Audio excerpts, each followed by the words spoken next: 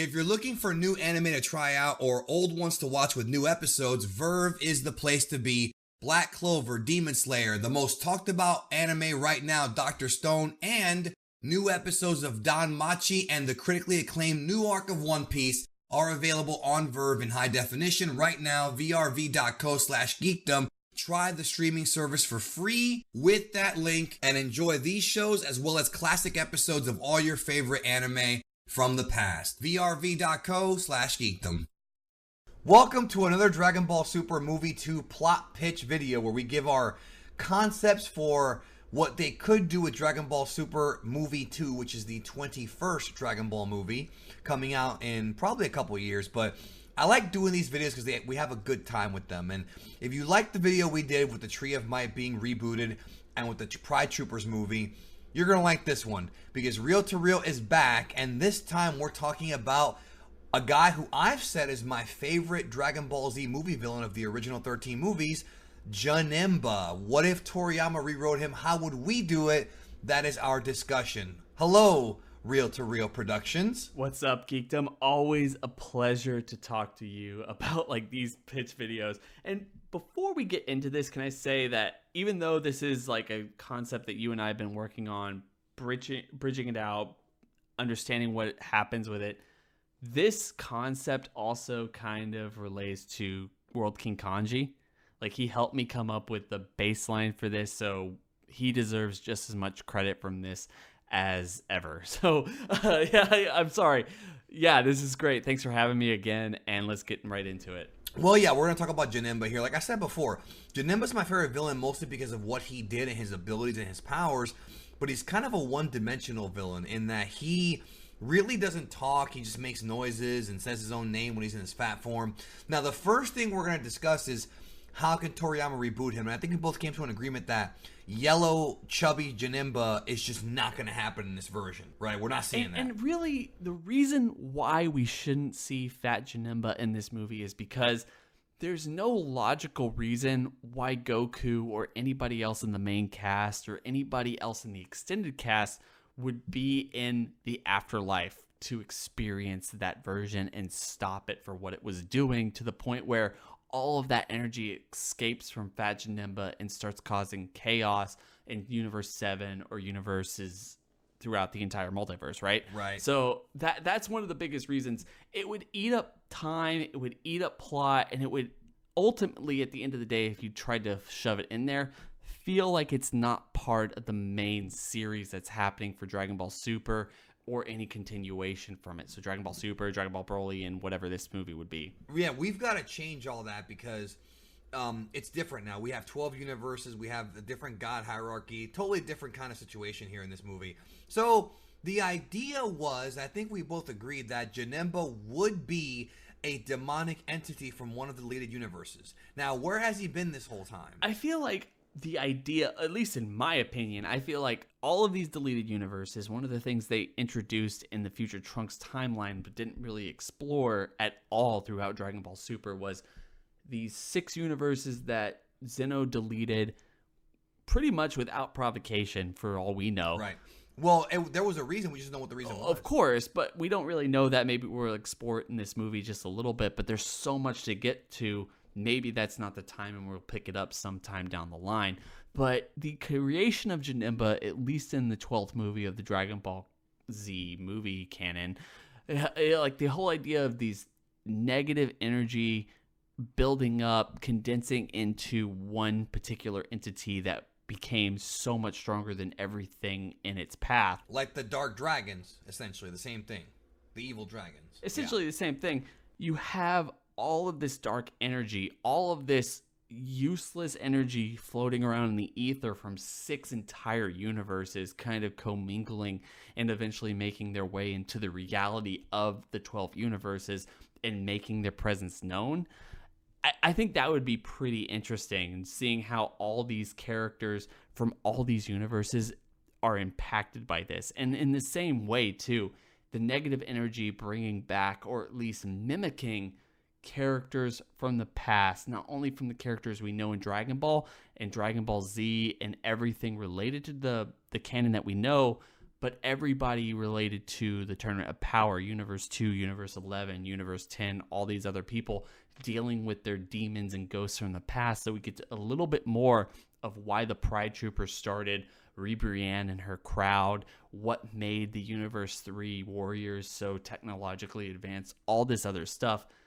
That's what they're dealing with throughout this entire film. Yeah, this is like a multiversal type of issue here, because essentially the idea is that all that negative energy kind of broke the rules of the universe, so to speak, and that's what created these ghosts from the past. And it gives us a good chance to give people some real fan service schlock. I mean, you could actually see like Bardock coming back to life. Maybe not him, but like somebody who's in hell, like a villain from the past who's been killed. Cell, maybe. I mean, they have those concepts. I think it might be too much to show all these characters, so I like the idea of it mimicking other people who are dead, maybe from the other universes. But I'm hoping that they do my idea, which is, if you're a big fan of Jiznak and Testor, we also have to introduce in this movie Vegeta's long lost sister, Vagina. Now, the thing about Vagina is, so she's very powerful. Now, she can only do Super Saiyan God once a month, right? But when she does,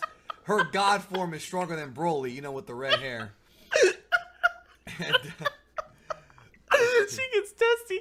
Oh my god. Yeah, she always, for some reason, she pronounces Tarball's name as Tarballs. I don't know why she does that, but yeah, she gets very angry and then she becomes Super Saiyan God. But we gotta have her pop up in the movie, and Vegeta could be like, "I have a sister," and of course, Vagina.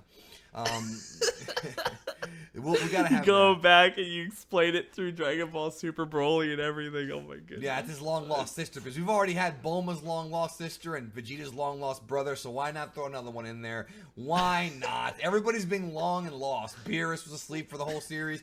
Broly's been around. We never knew any of this, but there you go.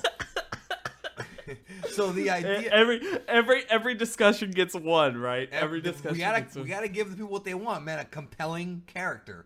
So, but she's not the main villain here. The main villain is what would become Janemba. So the idea is, this negative energy seeps into the other universes, and then all the fighters from the Tournament of Power have to work together in their respective universes to defend them. So you've got, like you said, Brienne's crew, the Pride Troopers, Universe 6, Planet Vegeta people. They could all be in there fighting against these ghosts from the past and trying to beat them. Then while that's going on, you could even have like the gods of destruction getting involved.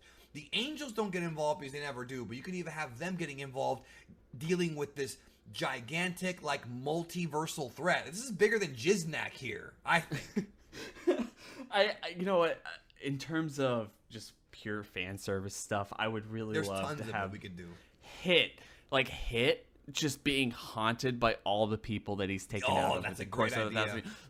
Just surrounded by all of these ghosts from the past, right? They're not very strong. They can't take him on, but just in general, there's just thousands of them, right? And he's surrounded, right? He doesn't know what to do. And at the same time, with the main cast, you could do some really awesome reintroductions for characters and really great plot points for them, where you have Piccolo interacting with Piccolo Daimao. If you really wanted to, you can have Vegeta and Nappa if you really wanted to. I mean, they already did that in Dragon Ball GT. Yeah, but this is the same idea, because the Super 17 arc is sort of like the same thing as the Fusion Reborn movie. It's very similar. Exactly. Yeah, but now we're doing I think one of the ones that like a lot of people would want, at least myself, I would really want Gohan interacting with the Ginyu Force. Really? Why that combination? Because I feel like a lot of people in the Dragon Ball community, especially myself, you kind of look at the Ginyu Force and the way, or how eccentric they are and everything, with how eccentric Great Saiyaman was. Right. And the idea that like Raccoon broke Gohan's neck and everything that led on to that, like how that kind of traumatized him and kind of led to all this other stuff. I mean, it's a great fan theory for what it's worth, but you have these people interacting with Gohan for the very first time, and yes, Gohan can take them out, but he has to face it, and he gets to see what they're doing and how it influenced him as a warrior, or how he wanted to be, and all this other stuff. I think that would be pretty interesting. It'd be a good thing for Gohan to do. He actually has something to do in this movie, believe it or not. Unlike the Broly movie, he didn't do anything. Exactly, yeah. and And Piccolo too, like Piccolo Daimao, or just whatever you really want. What about bringing back Paragus and having him confront? Well, he would. I don't know if he'd really be an evil person, but I mean, you could bring him back to confront Broly after what happened in the events of that movie. Exactly, and that's a way to bring back Broly into the film, right? Or King Vegeta. I mean, you can bring back King Vegeta and have him face off against Vegeta in some way or something. Yeah, not fight, but like meet each other, yeah, or something. But here's the question: Is it actually them coming back to life, or is it just the negative energy creating these things as sort of like illusions or clones or something? Like, which of the two is it? I think it's negative energy creating these things as a clone, like kind of attaching to what these people's legitimate fears are and their reality and making it realistic. That's so it's sort of like a Mysterio thing, right? Like, yeah, like not from the movie, but from the comics. Yeah, like imagine from like Frieza too. Like, what happens if King Cold comes back? I mean, I know King Cold isn't really Frieza's nightmare, but at the same time, throughout Dragon Ball Super and almost throughout the movies that we've seen from him, he has been saying time and time again, like, I don't want to bring my father back. Like, that's not my goal. He doesn't care. So, like, what happens? He doesn't care. But what happens if his father comes back and starts like, I understand. Like, I don't remember. You can tell us what he said in the manga. I can't remember off the top of my head right now. Well, he just pretty much says that he doesn't care. Like, essentially that, you know, he doesn't. I understand. Like, he doesn't. Yeah, he never really cared about his father. But what happens if his father really legitimately came after him? That to me, like, I feel like a lot of people in terms of fan service would really like to see King Cold back, and this would be a great way to bring him back into the fold without really bringing him back, right. And especially with Gohan. So you're going to create a bunch of cheap fan service scenes. So we're basically writing Force Awakens here with your favorite director of all time, J.J. Abrams. You are a huge J.J. Abrams fan, aren't you? Yes, you love that guy. Let's not go down that rabbit hole. You even modeled your glasses after his. Incredible. In J.J. we trust. Well, I mean, they bring back Palpatine, so why not bring back these characters? So Goku and the rest of the gang from all the universe have to get together to win, and then what ends up happening is the good guys are victorious, but then we have to introduce Janemba. Now, what was your idea about basically the negative energy does sort of like what happened to the Oni in movie 12 and Fusion Reborn movie, where all the energy goes into one character and he transforms into what would be the physical embodiment of evil, which is Janemba. He is the physical embodiment of negative energy, sort of like what Omega Shenron was in GT. Same idea, or Li Shinlong if you're going by the Japanese name. Either one. Because this. But you have a twist here.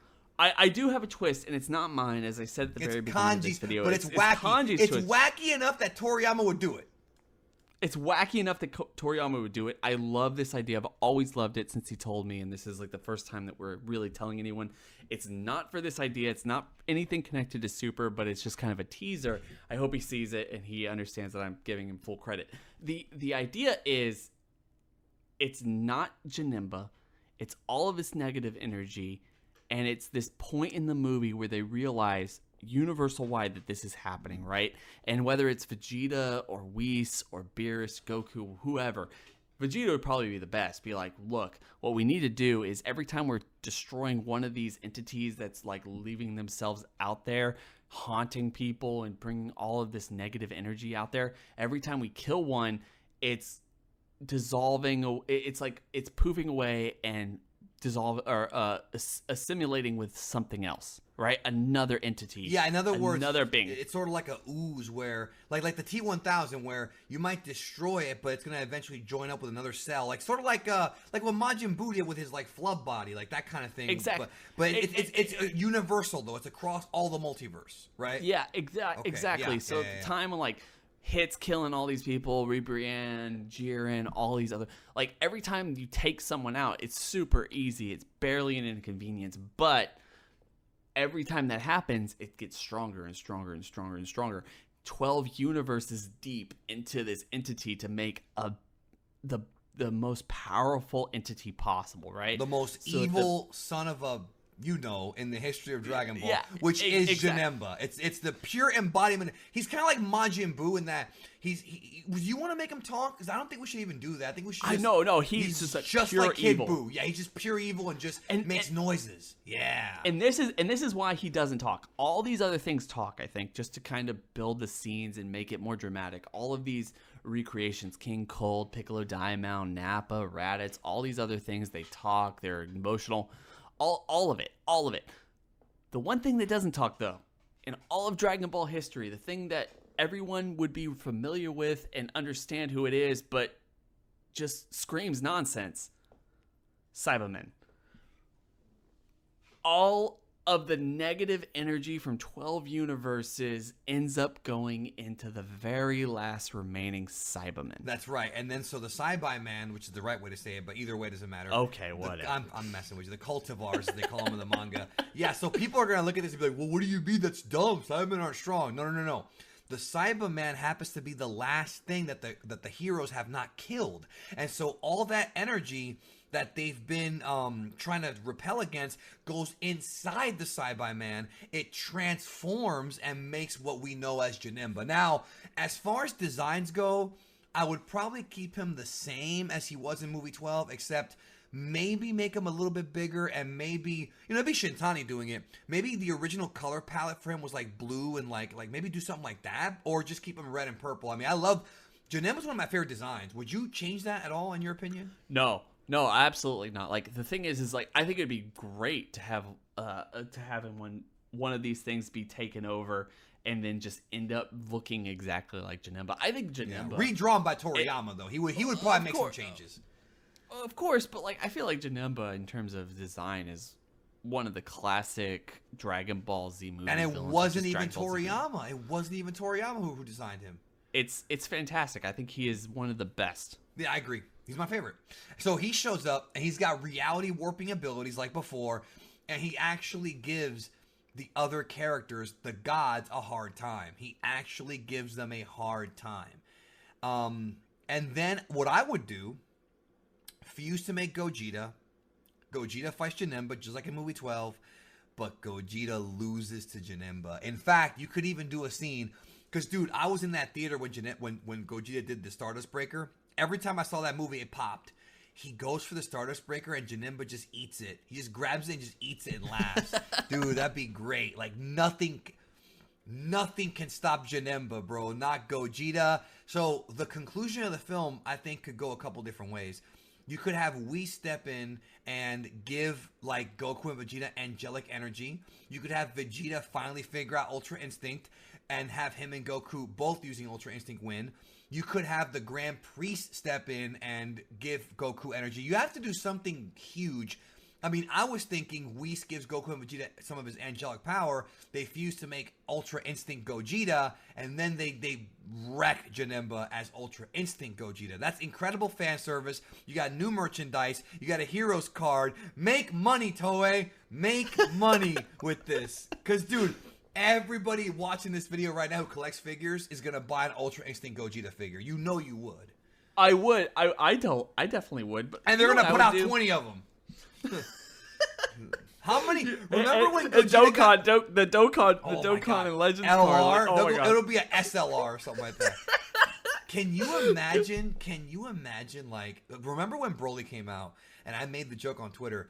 They literally put out 15 different Gogetas before the movie. Right when the movie was in theaters, dude, in Japan, they put out like 15 different Gogetas. That's crazy. Like, different toys. Like, little ones, big ones, like medium ones. So anyways, Ultra Instinct Gogeta, do you think that's a satisfying ending, or do you think that's kind of the same thing we already saw? Like, because I'm not too satisfied with that. So what else would you do? Because we already had Oob win in the Jiznak movie. Okay. I know this is like, obviously Jiren and Broly fuse. That's it. They fuse. That's it. And they make the most muscular guy in the history of Dragon Ball who drinks power thirst. The guy with the that's a callback. Power Thirst is a callback. Yes, it is. That's a meme from like 20 years ago on the internet. Okay, so look, the thing is, what I would do, and whether or not this is the the best way to go about this or not or whatever, I would do my best to recreate the group attack or whatever it was on in the Tournament of Power for Universe 3. And against Aniraza. Yeah, you could do that, or you could finally pull out the multiversal spirit bomb. The what's it? You know what? That would be amazing. That would be amazing because that's what that's exactly what the Genkidama was supposed to be like. That's what I'm saying. Remember, I made that tease on Twitter like when Tournament of Power first started. I was like, they should do this, and Dino freaking loved it. Everybody loved it. Yeah, everybody donates energy to Goku from all over the multiverse. He creates a Genkidama that's as big as like it's not even that. No, it's not even big. It's small. Like it fits in his hand, but it's a different color. It's like a silver white, like maybe with some red and blue in there, like you know what I mean, like the Stardust Breaker, but it's a Genkidama, right? Like the what do you call the Japanese way of saying multiverse? There was a way to do it. It's like Unagigo or something. The ultimate Genkidama, and that's how they beat Janemba. That's all I can. Even the angels give energy. But yeah, but this is it. Like the problem with this movie is here's the problem with this movie. We can't make this movie because when you make this movie, this is the end of Dragon Ball. This is bigger than Endgame right here. This is the final story arc in Dragon Ball ever. Goku creates the multiversal spirit bomb and beats him with that. What else could they do, you know? I mean, I guess if they really wanted to mine the old Dragon Ball content, you don't have to go that far, but you could do the thing like Super Android 13 where he brings the Genkidama into himself. Into his body, yeah. Oh my god, that would be crazy. But no, I love yours. Or they stack Super Saiyan Blue on top of Ultra Instinct. People have somebody the other day somebody asked me that question. I don't know if it was on Facebook or Twitter or somewhere. They were like, maybe a week before when people listen to this, they were like, well, can Goku stack forms on top of Ultra Instinct? And I'm like, no, he can't. As far as I know, I don't think so. But fuck it, for the movie, let's make some money. They could, you know what I mean? They could easily do it. Yeah, you know, like I think you're right though. Like the multi-universal Genkidama in the hand, the same exact ending, almost the exact same ending as Fusion Reborn, but just in a completely different sense. Like Goku going up against this entity like Janemba. That's perfect. I feel like that gets a standing ovation from every single Dragon Ball, not just YouTuber, but just fan in general. Like, I want to see that. I will applaud for that. I wouldn't even think that's derivative or anything else like that. I've had my problems with Broly being reintroduced and everything. That would be amazing. That's something I want to see, and I hope they do. It's wacky, bro. It's wacky, and no, I mean, again, we're just kidding around when we make these videos. They're not super serious. It's not meant to be. But I feel like at some point we will see that. With or without the movie, we will see Goku do that at some point. But it has to be like the end. Like that has to be like the finale, because you can't top that. Like, what is a more powerful technique than gathering energy from 12 freaking universes, gods of destructions, and angels? You have to like really put it out there that like from Whis or from somebody be like, this is stronger than anything.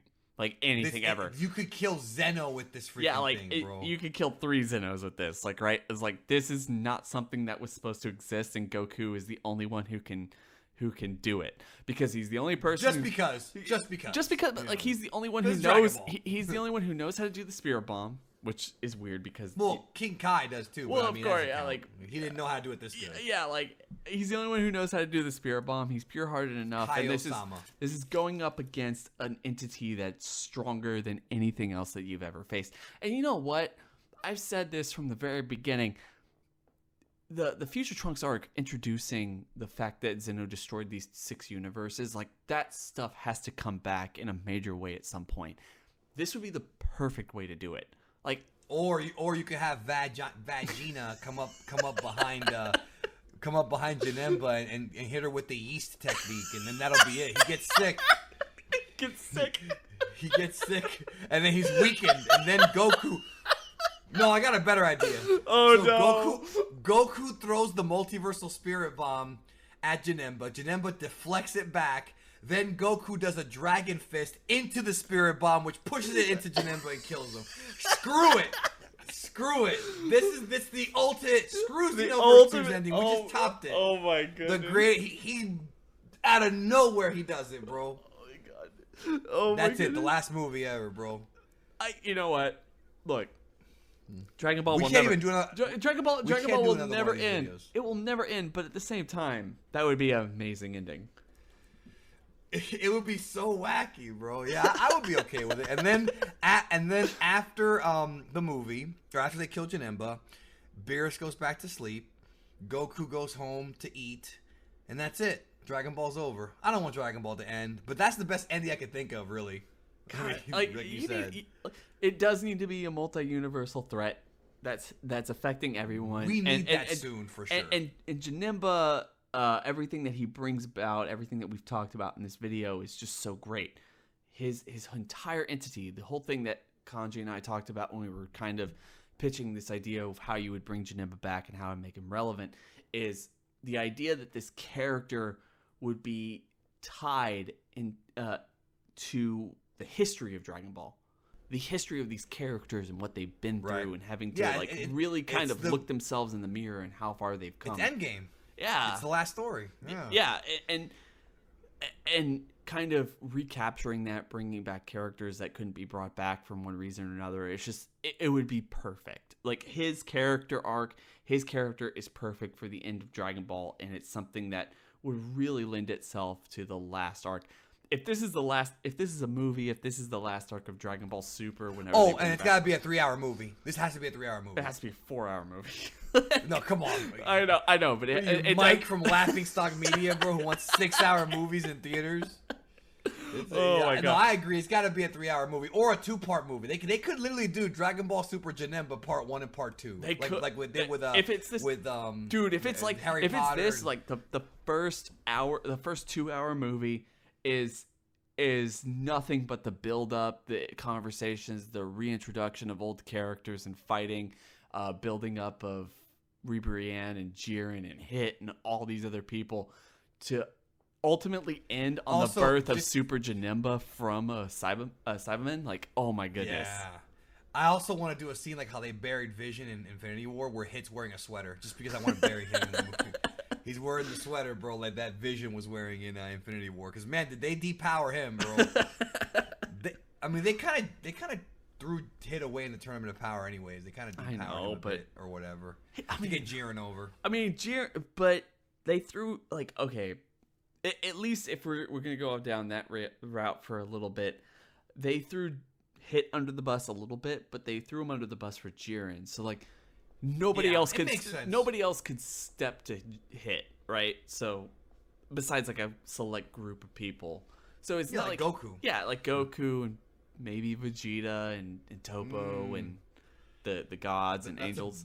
And even they don't stand a chance. Yeah, so like those people, I don't think that they really did much to Hit, but yeah, like he had to go up against Jiren. He had to be the person to get Jiren over because that's his job. It was the part of the story, yeah. So, so that's it. I mean, do you have any other thoughts before we get out of here? No, I don't. But God, now I just really want to see this movie, and it's not going to happen.